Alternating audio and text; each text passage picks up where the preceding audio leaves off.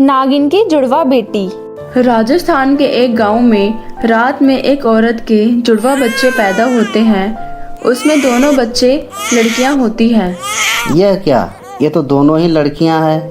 हाँ तो क्या हुआ, ये तो भगवान की मर्जी है, लड़की दे या लड़का। लेकिन मुझे तो हमेशा से ही लड़का चाहिए था। मैं नहीं पाल सकता लड़कियां। लड़कियां बहुत बोझ देती है समाज में। तभी उसका पति उसी रात अपनी दोनों नन्ही बच्चियों को लेकर जंगल की तरफ निकल पड़ता है फेंकने के लिए, ताकि सुबह तक किसी को कुछ पता नहीं चल पाए। मेरे दोनों बच्चियों को कहाँ लेकर जा रही हो इतनी रात में? प्लीज इन्हें छोड़ दो, बचाओ बचाओ बचाओ मेरी बच्चियों को, कोई तो बचाओ। इस तरह उसका पति अपनी बच्चियों को लेकर जंगलों में चला जाता है और एक पेड़ के नीचे रखकर बोलता है, भगवान अब तू ही इसको संभाल। मुझे हमेशा से ही बेटा चाहिए था। इनकी देखभाल मैं नहीं कर सकता। ऐसा कहकर उसका पति जंगल से वापस अपने घर के लिए चल देता है। अब वहीं दूसरी तरफ उसी जंगल में एक खूबसूरत नागिन रहती थी जिसका नाम था विशाखा।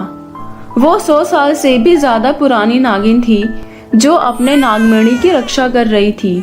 तभी बच्चे के रोने की आवाज विशाखा को सुनाई देती है। इतने घने जंगल में किसके बच्चे रो रहे हैं? चलकर देखना पड़ेगा।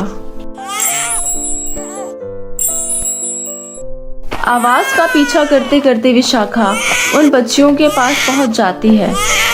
उसने देखा दोनों बच्चे अकेले जोर जोर से रो रहे थे। उसके पास कोई नहीं था। तभी वहां एक नाग आ जाता है। तभी विशाखा अपने नागिन रूप में आकर उस नाग को डराकर वहां से भगा देती है और फिर अपने बच्चे को गोद में उठा लेती है। अरे ये तो दोनों लड़कियां हैं, आज से मैं इन दोनों बच्चियों को पालूंगी। तभी विशाखा नागिन अपनी जादुई शक्तियों से अपने इन प्यारी बच्चियों के लिए दूध और अच्छे रहने के लिए सभी ज़रूरतों की चीज़ों का इंतज़ाम कर देती है और फिर बहुत ही प्यार से अपने इन दोनों बच्चियों की देखभाल करने लगती है। इस तरह वो अपने दोनों बच्चियों का बहुत ही प्यारा नाम रखती है, नंदिनी और चांदनी। नंदिनी थोड़ी सांवली थी पर चांदनी गोरी थी, लेकिन विशाखा ने कभी भी उनके साथ भेदभाव नहीं किया। नंदिनी और चांदनी को नहीं पता था कि उनकी माँ नागिन है। इस तरह विशाखा अपनी दोनों बेटियों के जंगल के जानवरों से भी बचाती।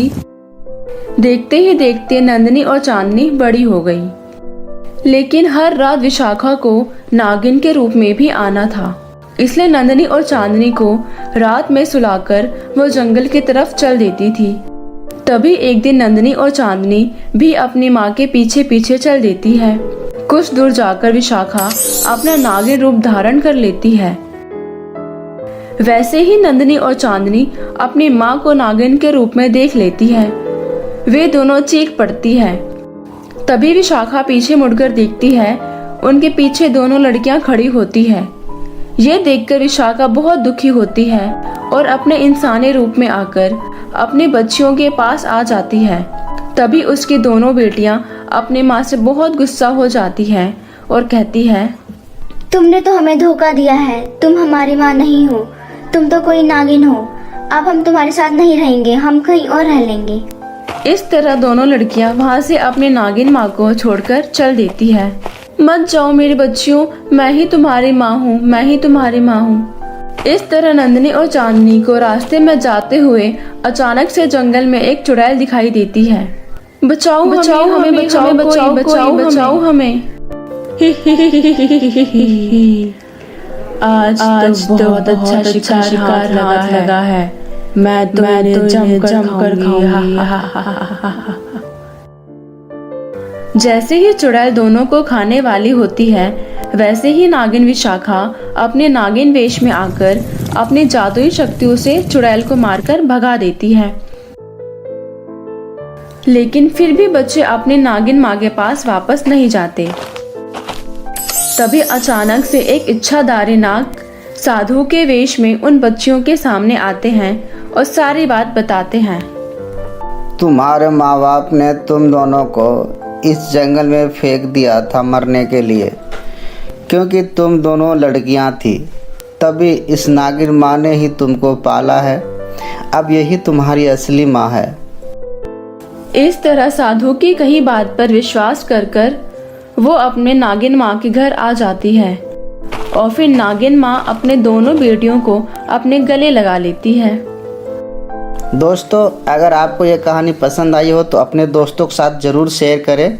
और हाँ, आपको अगर ऐसी कहानियाँ देखना पसंद है तो आप हमारे चैनल को सब्सक्राइब ज़रूर करें। धन्यवाद।